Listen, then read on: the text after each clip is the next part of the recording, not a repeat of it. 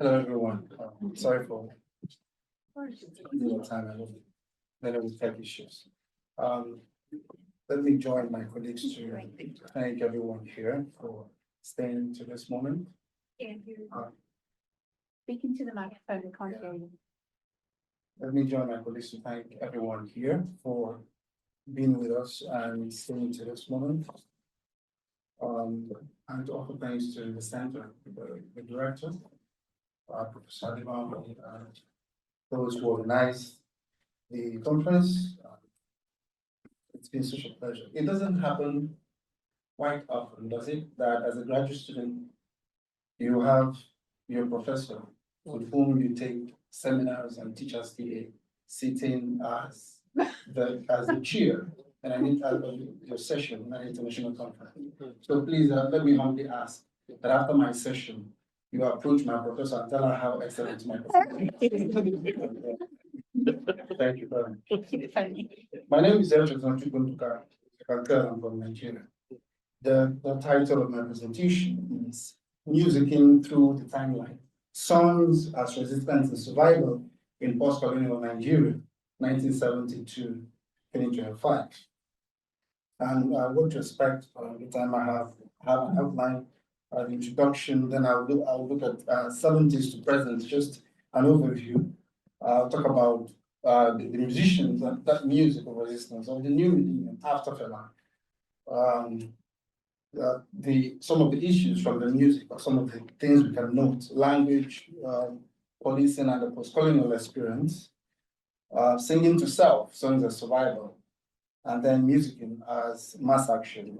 This presentation is actually the main theoretical framework holding the whole of the idea is the theory of musicking by Christopher Small. So let's get to it.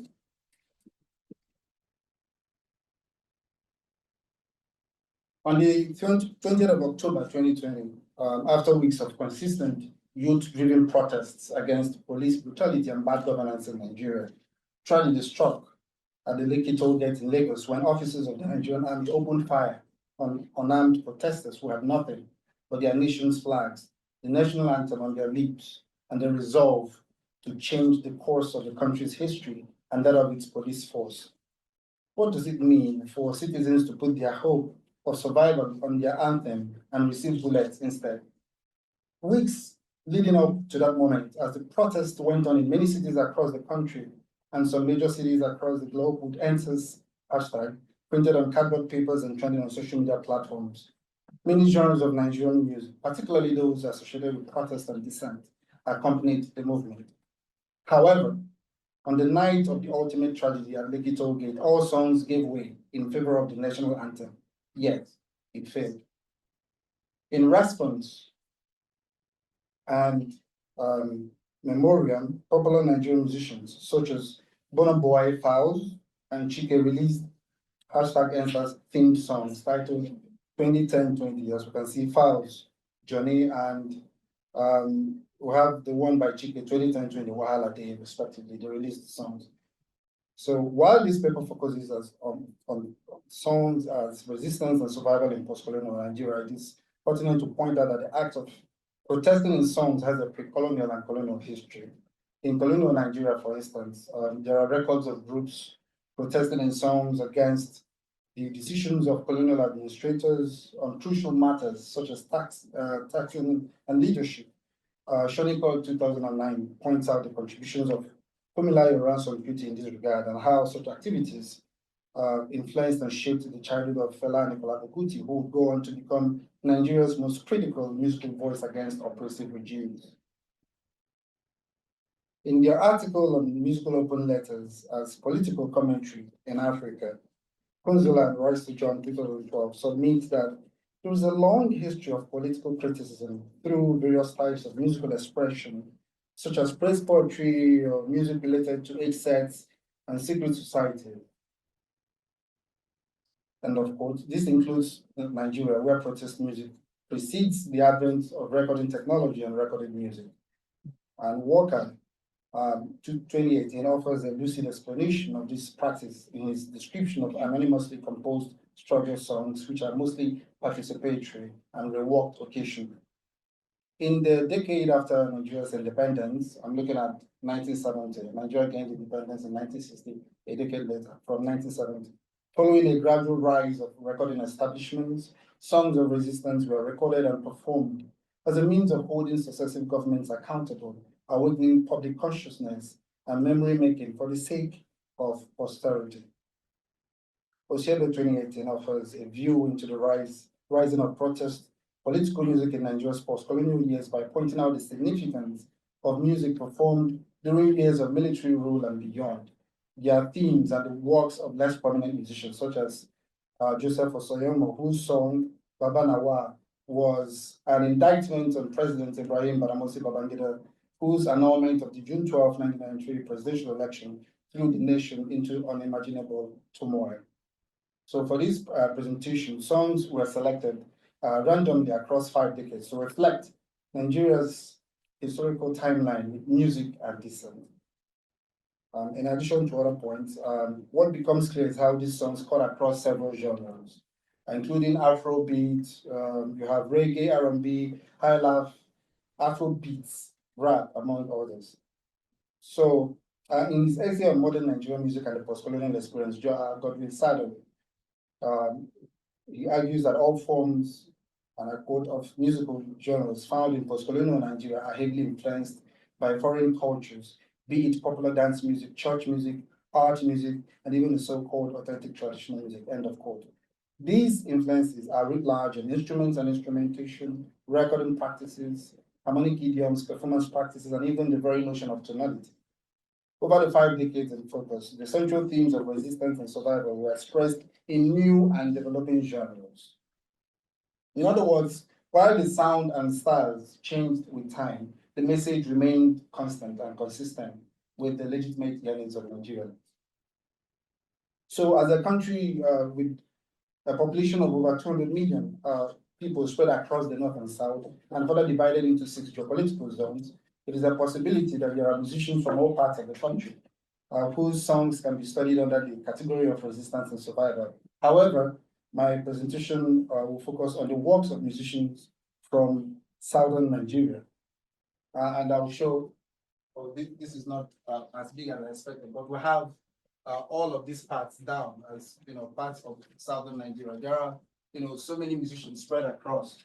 So, but I did look at musicians from the northern part of Nigeria and all of that. So the focus will be on musicians from the southern part of Nigeria and their works particularly. So prior to the beginning of Nigeria's Second Republic in 1979, the 1970s witnessed the administrations of successive military governments. The season saw the emergence of Fela Anikulapo Kuti and his gradual but steady rise to prominence as the pioneer of Afrobeat and a towering figure of music across the African continent, with the constant performances and release of works such as Alagba Close in 1974, Confusion 1975, Zone B 1977, Sorrow, Tears and Blood the same year, Suffering and Smiling 1978, Confusion, then VIP Vagabonds in Power 1979, ITT International Tif Tif 1980, Authority Stealing 1980, Coffin for Head of State 1981, Teacher Don't Teach Me Nonsense in 1986, Beast of No Nation in 1989, and many more. It became a symbol of resistance. So considering Fela's prolific contributions and unequaled influence, his work has received and continues to receive tremendous scholarly attention. In addition to his most direct and punchy renditions, other works in this category across the decades would include all of these that I've written here. So in addition to Fela, there were several other musicians across the decades performing this kind of music.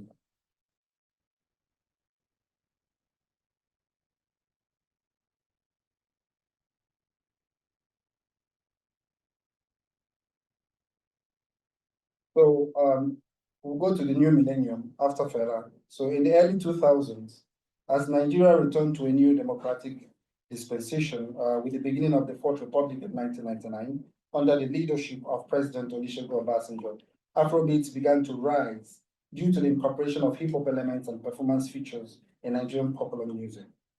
In addition to singing about love, fame, money, and the quotidian musicians of this generation, having been influenced by Western pop cultures and the earlier works of fellow Nigerian musicians, began to sing about oppression and the harsh realities of navigating everyday life in Nigeria. Songs like Idris Abdul Karim's Jaga Jaga, which was released in 2004, African China's Mr. President, were interpreted in part as direct shots at the government and an appraisal of their abysmal performance.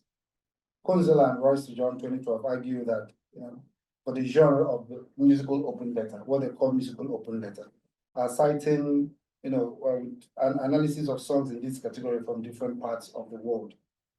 So as some musicians began to record albums and perform, we began to see the sort of influences of Fela in their music and in their performance. So a scholar, Onanuga, writes about Fela's influence on a musician called Fazon. We can see the quotes there. So, but it must be noted, however, that in terms of thematic consistency, these musicians differ, from Fela Kuti. However, like him, some Nigerian musicians of the new millennium have had their works banned or censored. And one example is Idris Abdul Karim's Jaga Jaga, which President Obasanjo found to be very offensive and unpatriotic.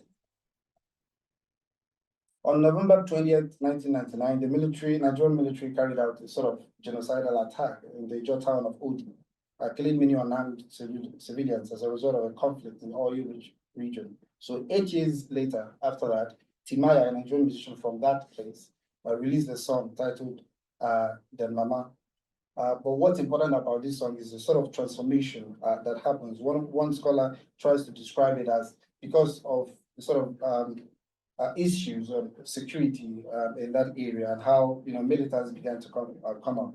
That with that sort of music telling about the injustice in that place, that it transforms the people there and then sort of makes the government of the day the focus of that sort of injustice instead of the people who are always indicted and called all sorts of names because of their activities. So it points to the sort of transformational power of music. Then on Timaya's protest, I think here is the quote I was looking for. Because of the insistence of the minority people on resisting the government over the gross destruction of the environment and humanity, they are now branded as militants and hostess steppers. Timaya's music reverses the branding. The Nigerian government invariably becomes a hostess steppers and militants. So we have one of the musicians whose music was used during the protest, African China. His response is in my paper and appears. So part of what we have from the music I've been looking at all over the decades is the use of language, Nigerian pidgin, which is a sort of a postcolonial phenomenon. We can see some of the words, lyrics there. We don't have a lot of time. We would love to play just an example to hear what it sounds like. I think we should listen, but we don't have a lot of time for that. Listen quickly because she finished a little bit early. Oh, okay. So you can thank her. Yeah. Okay. Yeah, premise my topic, but it's okay. Let me just go. Yeah. So one of the main things that keeps popping up is police brutality, and on policing and the post-colonial experience, we have a quote here: to accomplish their goal. This is sort of how the police force in Nigeria carries this sort of what I call it colonial baggage, and then into the post-colonial, and even now in the Fourth Republic, the sort of roles they played in colonial Nigeria, and they've continued in that mode, and that results to the sort of thing we see now. And I talk about singing to self. Some of the songs, the idea of having resistance songs, one, the sort of songs that that directed outwards towards oppressive regimes, and the ones that are for self, for sort of or maybe collective therapy, or just sort of patriotic songs, for survival. And there are songs like that. There are examples. Sounds of Dance Fire is there. Timi Dakolo's Great Nation and Nigeria Go Survive, which was released in 1985. So I try to categorize the sorts of songs we hear, the ones that are really hard hitting against oppressive regimes, and the ones that are directed towards the people.